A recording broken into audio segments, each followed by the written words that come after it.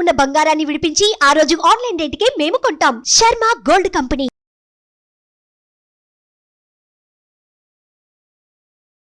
నమస్కారం, సుమన్ టీవీకి స్వాగతం. వారాహి దీక్ష అనేది ఎవరు చేసుకోవాలి? వారాహి అమ్మవారి యొక్క విశిష్టత ఏంటి? ఈ దీక్ష నియమాలు ఏ రకంగా ఉంటాయి? ఈ విషయాన్ని తెలియజేసేందుకు మనతో పాటు ఉన్నారు శ్రీచక్రపీఠ వ్యవస్థాపకులు, ప్రముఖ జ్యోతిష్య శాస్త్ర పండితులు ప్రదీప్ జోషి గారు. గురుగారు నమస్కారం. శ్రీమాత్రే నమః. గురుగారు, వారాహి దీక్ష గురించి ఇప్పుడు ఎక్కువగా చర్చ నడుస్తుంది. ఆషాఢ మాసం వచ్చింది, నవరాత్రులు వచ్చాయి. ఈ వారాహి దీక్ష అనేది ఏ రకంగా చేసుకోవాలి, ఎవరు అసలు చేసుకోవాలనే దాంట్లోనే చాలా కన్ఫ్యూషన్ ఉంది. ఏం చెప్తారు? శ్రీ గురుభ్యో నమః. శ్రీమాత్రే నమః. మాణిక్య వీణాం ఉబలాలయంతీం మదాలసామంజుల వాగ్విలాసాం మాహేంద్రనీలద్యుతి కోమలాంగీం మాతంగ కన్యాం మనసా స్మరామి. చతుర్భుజే చంద్రకళావతంసే కుచోన్నతే కుంకుమరాగశోణి పుండ్రేక్షుపాశాంకుశపుష్పబాణ హస్తే నమస్తే జగదేకమాతః. శ్రీమాత్రే. జగదంబ. జగదంబ అంటే అర్థం ఏమిటి? ఈ సమస్తమైనటువంటి జగత్తుకి ఆ అమ్మ. మళ్ళీ ఇక్కడ జగత్తు అంటే ఏంటో మనకు అర్థం తెలుసుకోవాలి. జాయతే గచ్చతే మ్రియతే అనేది ఇది జగత్. అంటే ఏదైతే పుడుతుంది, నడుస్తుంది, మరణిస్తుంది దాన్ని జగత్తు అంటారు. ఆ జగత్తుకి అంటే పుట్టుకకి, చావుకి అన్నిటి కూడా సాక్షిభూతంగా ఉండేది అమ్మవారు. ఆ అమ్మ జగదంబ. ఈ ప్రపంచంలో నేను దేవి భాగవతం గురించి చాలాసార్లు చెప్పాను. మళ్ళీ ఒక చిన్నగా చెప్తాను మీకు. అసలు మీరు వారాహి నవరాత్రులు అంటున్నారు.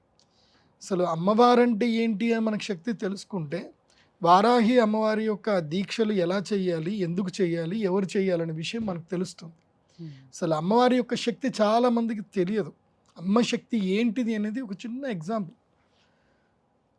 ఈ సృష్టి స్థితి లయకారకులు ఎవరైతే ఉన్నారో బ్రహ్మ విష్ణు మహేశ్వరులు, వీళ్ళు పని చేయాలి అన్నా సరే, అంటే సృష్టి చేయాలన్నా, స్థితి చేయాలన్నా, సంహారం చేయాలన్నా వారికి అమ్మవారి యొక్క శక్తి కావాలి.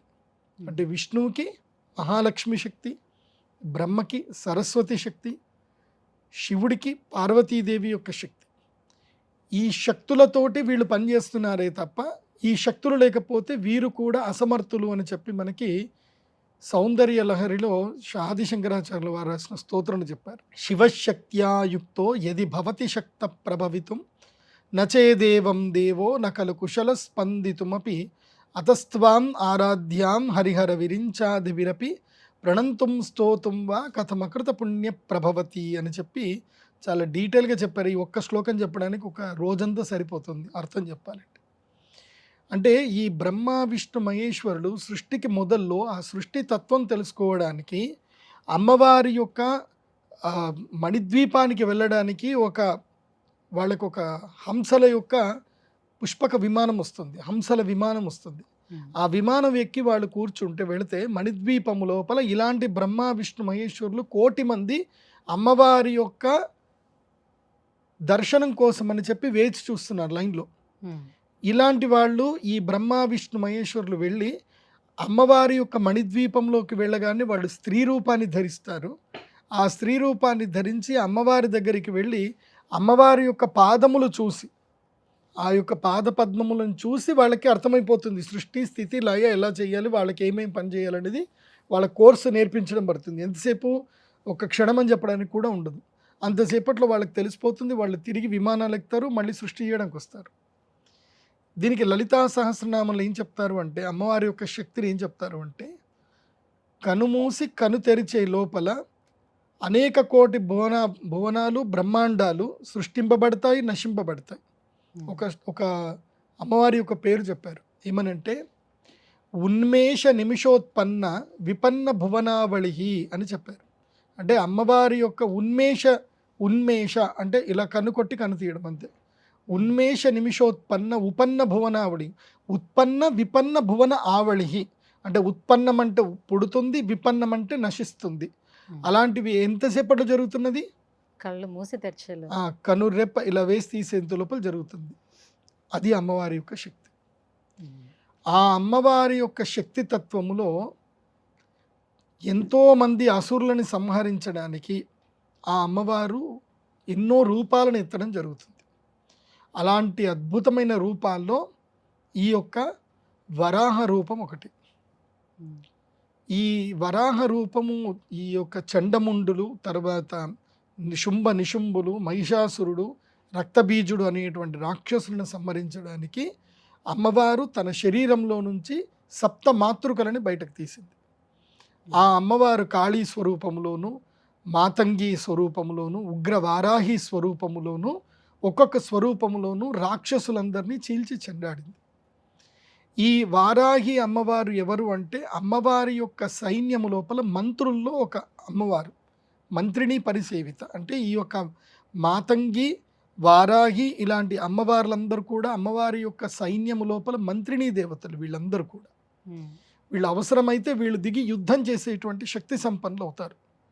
అలాంటి శక్తి వారాహి అమ్మవారు. అంటే ఇది ఉగ్రస్వరూపమా? ఇప్పుడు ఒక్కొక్క స్వరూపానికి ఒక్కొక్క రూపం కావాలి. అంటే ఇప్పుడు మనకి ఎవరైనా మనతో కోపంగా మాట్లాడుతున్నారు, మనం సౌమ్యంగా మాట్లాడుతుంటే పని జరగలే, అప్పుడు మనం ఏం చెయ్యాలి? మనం కూడా రివర్స్గా వాళ్ళకి తగ్గంతగానే మనం కోపం పడాల్సిందే. సో యుద్ధం చేయాలంటే కత్తికి అడ్డు కత్తే పెట్టాలి తప్ప కమలం పెడితే సరిపోదు. అట్లాగే రాక్షసులతో సంహారం చేసేటప్పుడు అమ్మవారి యొక్క 7 ఉగ్ర రూపాలు బయటకు వచ్చాయి. ఆ 7 ఉగ్ర రూపాల్లో వారాహి అమ్మవారు ఒక మహాశక్తి. ఇప్పుడు మనకు అర్థమైంది ఏంటి? వారాహి ఉగ్ర రూపమా సాత్విక రూపమా? ఏ రూపం అది? ఉగ్ర రూపము. ఉగ్ర రూపము అంటే అది ఎప్పుడు మనకు కావాలి అంటే, ఉగ్రత్వాన్ని మనం ఎప్పుడు ఆరాధించాలి అని అంటే అతి కష్టం వచ్చినప్పుడు. అతి కష్టం వచ్చినప్పుడు, కష్టాన్ని మనం ఓర్చుకోలేనప్పుడు మనం ఆ ఉగ్ర స్వరూపాన్ని మనము ప్రార్థన చేయాలి. ఏది? శత్రు సంహారం గురించి ప్రార్థన చేయాలి. నాకు తెలిసి వారాహి దేవి గురించి చాలామందికి ఇప్పటిదాకా తెలియదు. నాకు తెలుసు, నేను సుమన్ టీవీలో వచ్చిన 2018 నుంచి నాకు తెలుసు. అంతకు ముன்பే తెలుసు నాకు, 2012 నుంచి కూడా నాకు తెలుసు. కానీ ఎప్పుడు కూడా మేము రివీల్ చేయలే. ఈ మధ్య ఏం జరిగింది అని అంటే, పవన్ కళ్యాణ్ గారు ఆయన వారాహి అని ఒక ఏది తన యొక్క యాత్ర చేసేటప్పుడు ఆయన బండికి ఆ పేరు పెట్టారు, వారాహి అని పేరు పెట్టారు. తర్వాత ఈ మధ్య ఏంటంటే ఆయన డిప్యూటీ సీఎం అయిన తర్వాత కూడా దీక్ష వస్త్రాలు ధరించి నేను వారాహి దీక్ష తీసుకుంటున్నాను అని చెప్పి ఆయన దీక్ష తీసుకున్నారు. దీనితోటి ఈ మధ్య అందరికీ ఎందుకోసమంటే యద్యదాచరతి శ్రేష్ఠ తద్దదేవో అనుసరంతి అన్నట్టుగా భగవద్గీతలో చెప్పారు. ఈ శ్రేష్ఠులు ఎవరైతే ఆచరిస్తారో కామన్ మ్యాన్స్ కూడా వాళ్ళని ఆచరిస్తారు, వాళ్ళని అనుసరిస్తారు. సో పవన్ కళ్యాణ్ గారు వారాహి నవరాత్రులు చేస్తున్నారని చెప్పి మీరందరూ కూడా వారాహి నవరాత్రులు చేయడానికి పూనుకుంటున్నారు, సంతోషం. కాకపోతే పవన్ కళ్యాణ్ గారి గురించి వ్యక్తిగతంగా నాకు తెలిసింది ఏంటంటే, ఆయనది చాలా చిన్న పిల్లాడి మనస్తత్వం, చాలా చిన్న పిల్లాడి మనస్తత్వం. ఆయనకి ఎవరి మీద కోపం కానీ, ఈర్ష్య కానీ, ద్వేషం కానీ ఏది ఉండదు.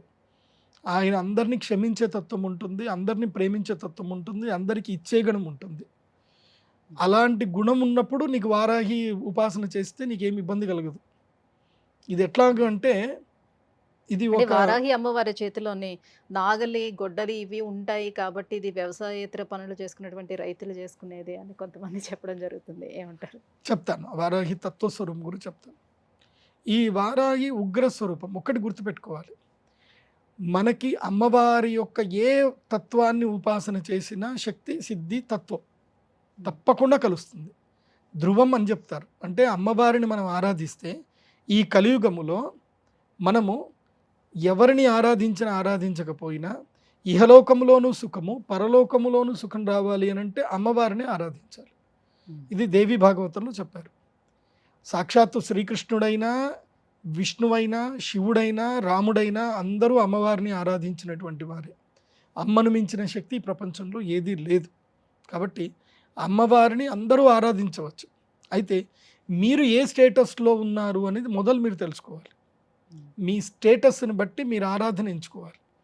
మీ మెంటల్ స్టేటస్ సరిగ్గా లేదు, మీరు ఆరాధన ఎంచుకున్నారు, దానివల్ల ఏం జరుగుతుంది అని అంటే మీకు శక్తి వస్తుంది, కానీ ఆ శక్తి దుర్వినియోగం అవుతుంది.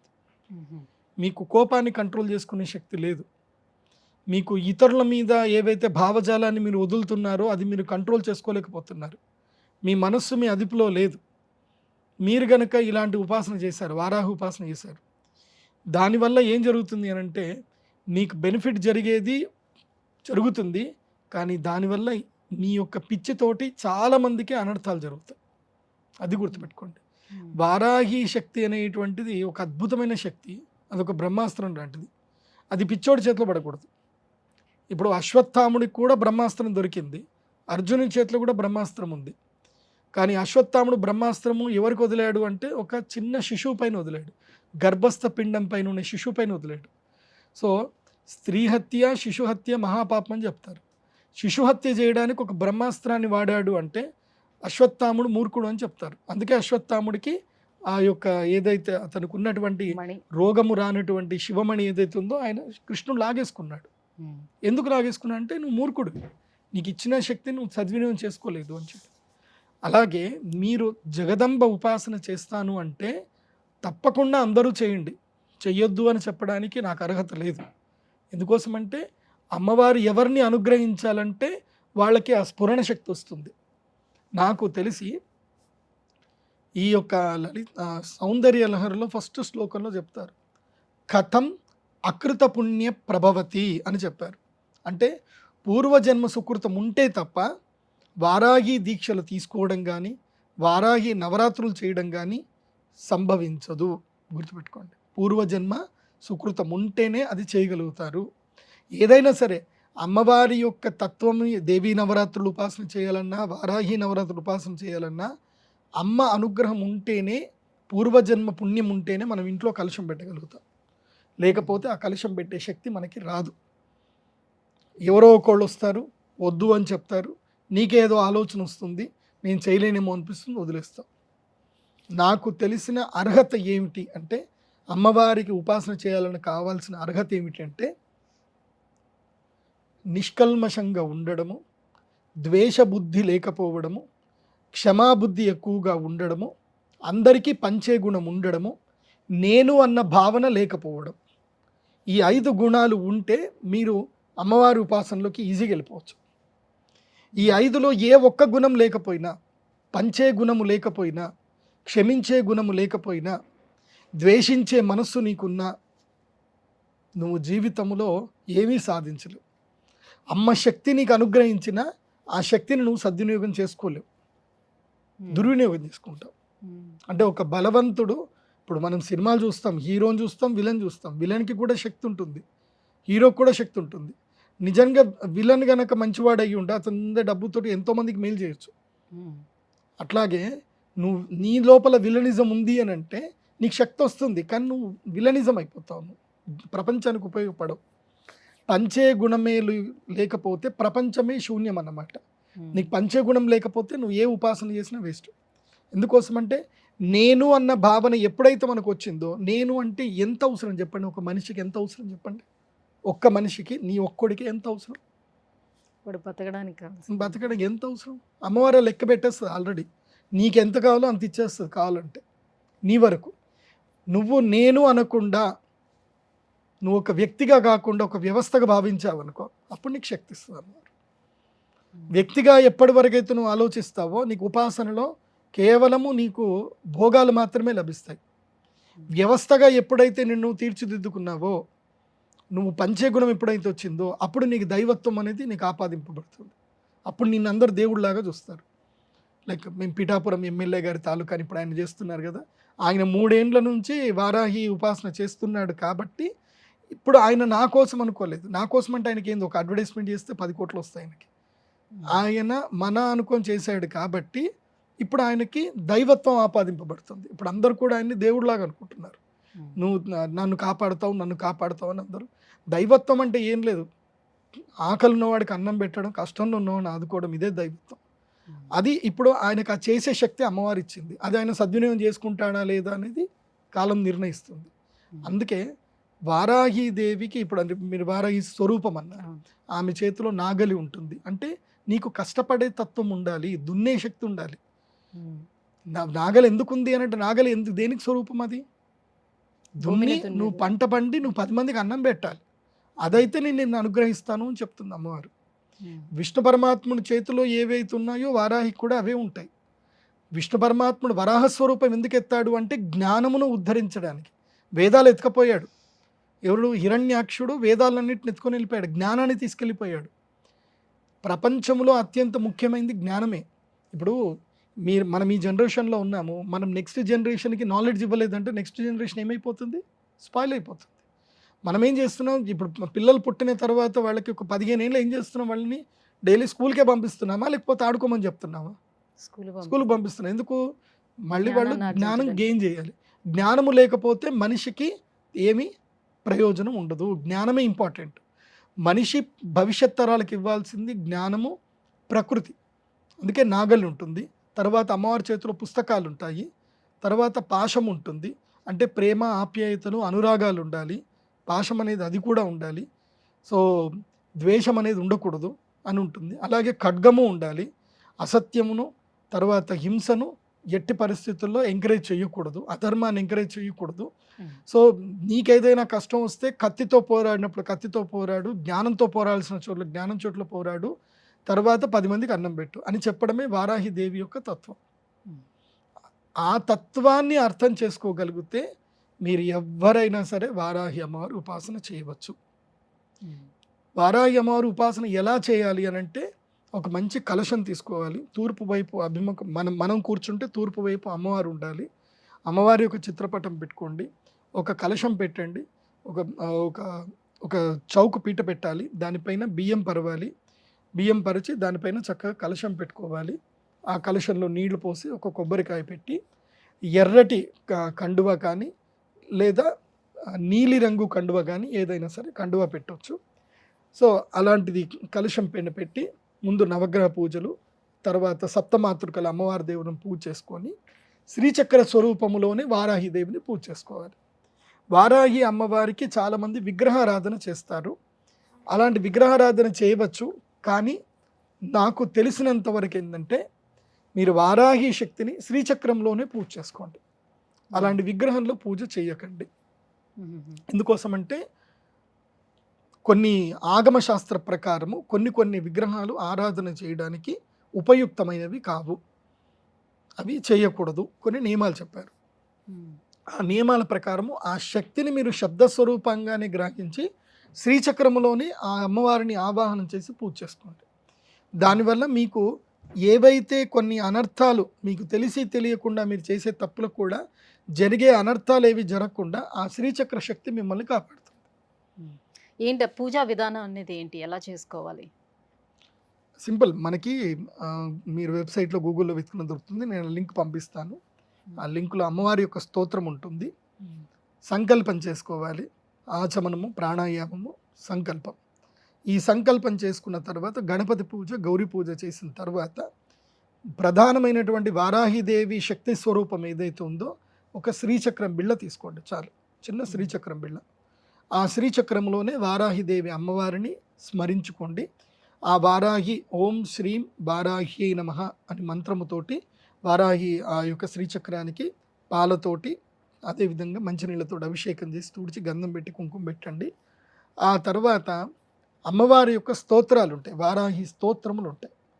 వారాహి స్తోత్రములో 3 రకాలైన స్తోత్రాలు చాలా కీలకమైనవి, ప్రధానమైనవి. ఒకటి వశ్యవారాహి అని ఒకటి ఉంటుంది స్తోత్రం. ఈ వశ్యవారాహి ఏమిటంటే, నీవు వ్యాపారం చేయాలనుకుంటున్నావు, అదేవిధంగా రాజకీయంగా ఎదగాలనుకుంటున్నావు, అందరూ నీకు వశం అవ్వాలి, అందరూ నువ్వు చెప్పినట్టుగా మాట వినాలి, తర్వాత నీ మాట అందరికి కూడా వినసొంపుగా ఉండాలి, నీ మాట చెప్పగానే అందరికి కూడా ఆకర్షింపబడాలి, అలా వింటూ వింటూ అలాగే ముగ్ధ మనోహరులు అయిపోవాలి. అలా జరగాలి అని అంటే వశ్యవారాహి ఉపాసన చేయాలి. వశ్యవారాహి స్తోత్రము రోజుకి 11 మార్లు 108 మార్లు మీకు ఎంత శక్తి ఉంటే అంత చదవాలి. ఈ జూలై 6వ తారీఖు నుంచి మొదలు దశమి వరకు ఈ నవరాత్రులు ఏవైతే ఉన్నదో ఈ నవరాత్రుల్లో పూర్తిగా వశ్యవారాహి స్తోత్రం 1008 సార్లు పూర్తి చేయాలి, 1008 సార్లు చదవాలి. అదేవిధంగా బీజాక్షర మంత్రాలు ఉంటాయి, చాలా పెద్ద పెద్ద బీజాక్షరాలు ఉంటాయి, అవి ఏవి వద్దు, నీకు మేలు జరిగే బీజాక్షర మంత్రం చెప్తాను, లాస్ట్కి చెప్తాను దీని తర్వాత. అంటే పూజ ఉదయం వేళ పూజకు ఎక్కువ ప్రాధాన్యత ఇవ్వాలా లేకపోతే సంధ్యా సమయంలో చేసుకునే పూజగా? దీంట్లో చాలా కీలకంగా ఉంటుందండి. పూజా సమయం ఎప్పుడైనా ఉదయమే మంచిది, బ్రాహ్మీ ముహూర్తం చాలా మంచిది. ఎప్పుడు 4:30 నుండి మొదలు 6 గంటల వరకు, 4 నుంచి 6 వరకు ఈ మధ్య కాలంలో పూజ చేసుకుంటే చాలా మంచిది. అయితే ఈ వారాహి ఉపాసనలో కాళీ ఉపాసనలో, వజ్రవైరోచన ఉపాసనలో, కొన్ని ఉపాసన పద్ధతుల్లో ఏంటంటే సాధకులు అష్టాంగ యోగ నిరతులైన సాధకులే, అందరూ కాదు. అష్టాంగ యోగ నిరతం అంటే అది చాలా పెద్ద సబ్జెక్ట్, అది ఏందో మీరు తెలుసుకోండి. దాని తర్వాత నేను చెప్తాను అష్టాంగ యోగం ఏందని ఒక వీడియోలో చెప్తాను. సింపుల్, ఇందాక చెప్పిన 5 రూల్స్ మీరు పాటించగలిగితే రాత్రిపూట ఒంటరిగా మీ గదిలోనే కూర్చొని దీపము వెలిగించి ఈ యొక్క బీజాక్షర మంత్రంలో ఉపాసన చేయవచ్చు. ఒంటరిగా కూర్చొని ఏకవస్త్రధారులై కూర్చొని చేయాలి. అలా చేయగలిగితే అది మహాశక్తి సంపన్నం అవుతుంది. అది రాత్రి ఉపాసన ఉంటుంది. రాత్రి 11 గంటల నుంచి 1 గంటల మధ్యలో చేయవలసిన ఉపాసన ఉంటుంది. అంటే ఈ దీక్ష చాలా కఠినమైన దీక్ష. ఇది పీఠాధిపతులు, యతీశ్వరులు వీళ్ళు మాత్రమే చేయదగినటువంటి దీక్ష అని చెప్తూ వస్తున్నారు. ఎందుకని, ఏంటి అంత కఠినంగా ఉంటుంది? ఏవైనా తప్పు చేస్తే ఏమైనా జరుగుతుందా? అంతే, అమ్మవారిది ఉగ్రశక్తి కదా. ఇప్పుడు మనకి కయ్యానికైనా బియ్యానికైనా సరితూగాలి అని అంటారు కదా. మంచివాడితో మనం స్నేహం చేయొచ్చు, చెడ్డవాడితో మనం స్నేహం చేస్తే ఎప్పటికైనా మనకు కష్టమే వస్తుంది అంటారు. అట్లాగే ఉగ్రశక్తితోటి మనం స్నేహం చేస్తున్నాం. అది ఏంటి? ఉగ్రశక్తి. ఆ ఉగ్రశక్తితో స్నేహం చేసేటప్పుడు ఆ ఉగ్రశక్తి ఎప్పుడు ఏ విధంగా మనం ఎలా ఉంటుందో ఉగ్రశక్తి అలాగే ఉంటుంది, గుర్తుపెట్టుకోండి. అమ్మవారి యొక్క ఉపాసన శక్తి ఏంటంటే అద్దం లాంటిది. నువ్వు సౌమ్యంగా ఉన్న రోజులు ఆ అమ్మ సౌమ్యంగానే నీకు కనిపిస్తుంది.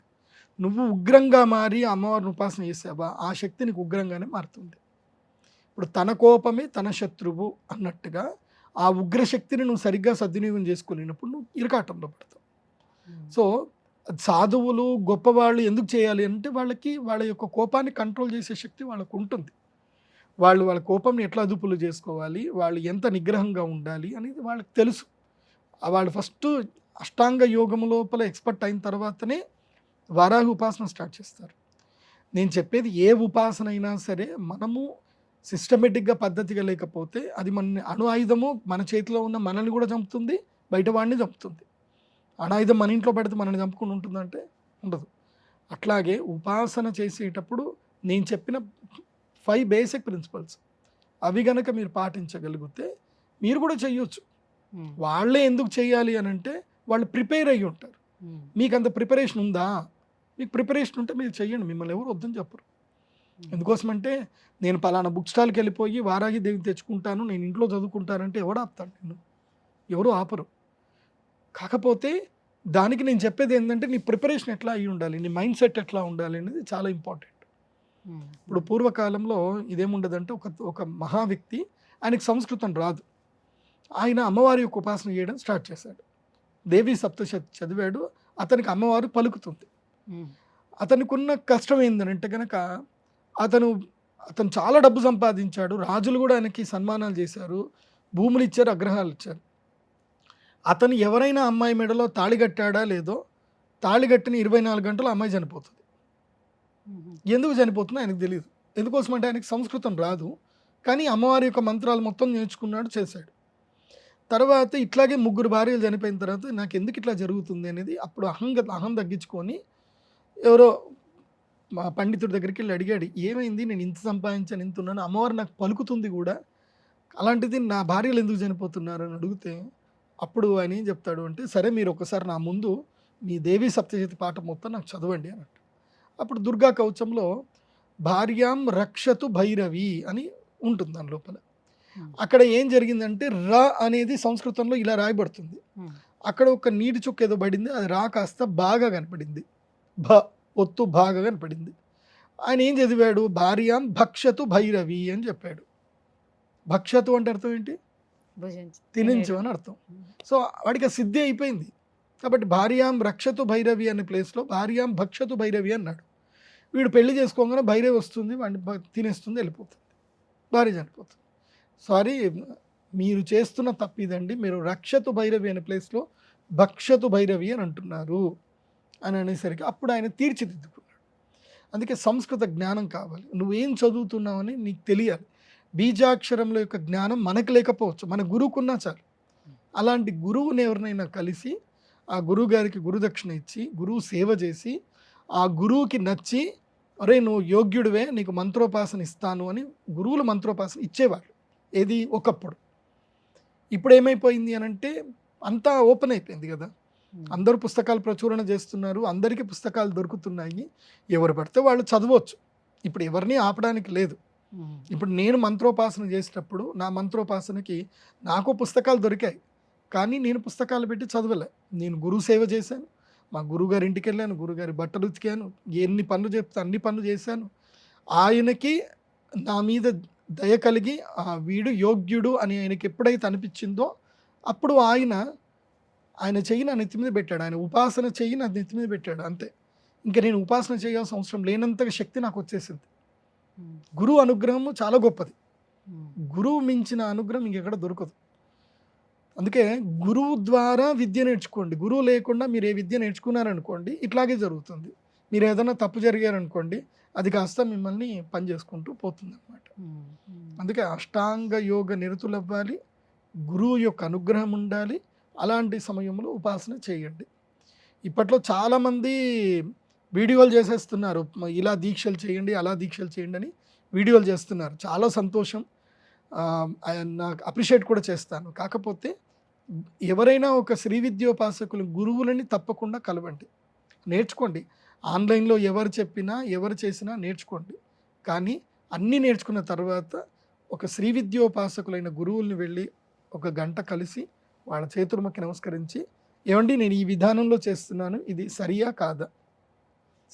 కాదా నన్ను మీరు అనుగ్రహించండి, నేను కరెక్ట్ చేస్తున్నానో రాంగ్ చేస్తున్నాను, అంతవరకు క్లారిటీ తెలుసుకొని స్టార్ట్ చేయండి. అది చాలా మంచిది. ఎందుకోసమంటే అందరూ పర్ఫెక్ట్ కారు, ఎవరైతే అమ్మవారిని ఉపాసన చేస్తున్నారో వాళ్ళు కరెక్ట్. కాబట్టి మీరు కూడా అమ్మవారి యొక్క ఉపాసనలో అర్హత లేదు అనేది ఎవ్వరికీ లేదు. మనిషి జన్మ పుట్టిన ప్రతి ఒక్కరు కూడా అమ్మవారి ఉపాసన చేయడానికి అందరికీ అర్హత ఉంది. కాకపోతే ఆ అర్హత అనేటువంటిది మనము గురువు దగ్గర నుంచి స్వీకరించాలి, అంతకుమించి ఏం లేదు. ఈ వారాహి దీక్ష చేసే సమయంలో ఆహార నియమాలు ఏం పాటించాల్సి ఉంటుంది? ఏకభుక్తం చేయాల్సిన అవసరం ఉంటుందా ఈ 9 రోజులు? అదే కదా అష్టాంగ యోగం అంటే. మనము చాప మీద పడుకోవాలి. పొద్దు నుంచి సాయంత్రం వరకు దీక్ష నియమాలు చెప్తాను వినండి. ఆల్మోస్ట్ అయ్యప్ప దీక్ష లాగానే ఉంటుంది, కాకపోతే ఇందులోపల ఇంకొన్ని రిస్ట్రిక్షన్స్ ఉంటాయి. ఒకటి, వారాహి నవరాత్రులు ఉపాసన చేసేటప్పుడు తప్పకుండా 4:30కే లేవాలి, ఎట్టి పరిస్థితుల్లో 4:30కే లేవాలి. బ్రాహ్మీ ముహూర్తంలో లేకపోతే ఈ ఉపాసన ఫలించదు. 4:30కు లేవాలి, స్నానము, సూర్య నమస్కారాలు చేసుకోవడము, తర్వాత వారాహి ఉపాసన మంత్రోపాసన చేసుకోవడం, 6 గంటల వరకు మంత్రోపాసన చేయాలి. తర్వాత 6 నుంచి 7 గంటల వరకు సూర్య నమస్కారాలు చేయాలి. ఆ తర్వాత 7 గంటల నుంచి మీ నిత్యకర్మను మీరు చేసుకోవచ్చు. ఉదయం పూటని ఎక్కువగా భోజనం చేయాలి. 7 గంటల నుంచి 10 గంటల లోపలనే ఎక్కువగా భోజనం చేయాలి. ఎంత వీలైతే అంత ఎక్కువగా కడుపు నిండా భోజనం చేసేయాలి. ఆ తర్వాత మీ రెగ్యులర్ పనులు మీరు చేసుకోవాలి. మళ్ళీ సాయంత్రం 6 గంటల నుంచి సంధ్య వేళల్లో, ప్రదోష కాలం అంటారు, 4:30, 5 గంటల నుంచి 6:30 వరకు సంధ్య వేళల్లో మళ్ళీ అమ్మవారి ఉపాసన, దీపం పెట్టడము, నైవేద్యం పెట్టడము, మళ్ళీ మంత్రోజపము అన్నీ చేసుకోవడం చేయాలి. చేసి కేవలం అల్పాహారం మాత్రమే స్వీకరించాలి. అల్పాహారం అంటే ఏమిటి? అటుకులు లేకపోతే ఏవైనా సరే, పేలాలు తినకూడదు. మళ్ళీ అది గుర్తుపెట్టుకోండి, పేలాలు తింటారు చాలామంది, పేలాలు తినకూడదు. మొక్కజొన్నలు తినొచ్చు, వేరే ఏమన్నా తినొచ్చు. సో పెరిగేసుకొని పాలు తాగొచ్చు, ఇవి తినాలి. తిని చాప మీదనే పడుకోవాలి, చాప మీద దర్భ చాపల మీదనే పడుకోవాలి. 2 వస్త్రాలు ఉండాలి. ఈరోజు ధరించిన వస్త్రము రేపు ధరించకూడదు, మళ్ళీ రేపు వేరే వస్త్రాన్ని ధరించాలి. మళ్ళీ అదే వస్త్రాన్ని దీని ఏం చేయాలి, ఉతికి ఆరేసుకొని మళ్ళీ నెక్స్ట్ డే అదే వస్త్రం ధరించాలి. 2 వస్త్రాలు పెట్టుకోవాలి. అంటే వస్త్ర వ్యామోహం ఉండకూడదు, శరీర వ్యామోహం ఉండకూడదు. తర్వాత కోరికల గురించి కూడా తీవ్రతరంగా కాకూడదు. అందరినీ అమ్మ అని పలకరించాలి, పురుషులైనా స్త్రీలైనా అందరినీ అమ్మ అనే పలకరించాలి. ఈ విధంగా చేయగలిగితేనే వారాహి ఉపాసనలో ఏదైనా సిద్ధి ఉంటుంది. నాన్ వెజ్ అస్సలు తినకూడదు. తర్వాత ఇంకా దాంట్లో ఉల్లిపాయలు, వెల్లుల్లిపాయలు ఏవి తినకూడదు. సాత్వికమైన ఆహారాన్ని మాత్రమే స్వీకరించాలి. అందులోనూ వారాహి ఉపాసనలో తీవ్రతరమైనటువంటి శక్తి ఉపాసన ఏమిటంటే గనక అసలు కూరగాయలే లేకుండా తినాలి.